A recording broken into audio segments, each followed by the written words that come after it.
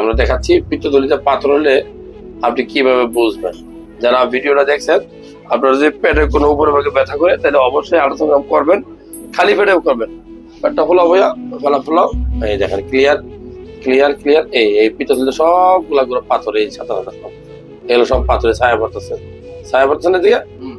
পেটটা হলো clear clear clear clear, এই যে সব পাথর, এগুলো সব পাথরে সব।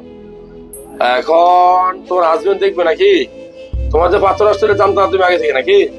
আজকে প্রথম ধরা পড়লো, যাক রোগ ধরাটা ভালো, বুঝছো, ভয় পেয়ে না। যারা ভিডিও দেখছেন, আমি যদি বলবো যে এরকম পিত্ততে পাথর হলে আপনারা কি করবেন, আমি বলবো যে এরকম পিত্ততে পাথর হলে সার্জারি ডাক্তার দেখে অপারেশন করে ফেলবেন। কারণ এগুলো কোনো ওষুধই যাবে না।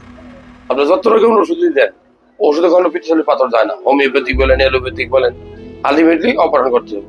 তো দেরি না করে এটা 4টা ফুটা করে ল্যাপারোস্কোপিক অপারেশন সার্জারি করে ফেলবেন। 50-60 হাজার টাকার মতো খরচ হবে। আমার কাছে মনে হয় এটা সবচেয়ে ভালো।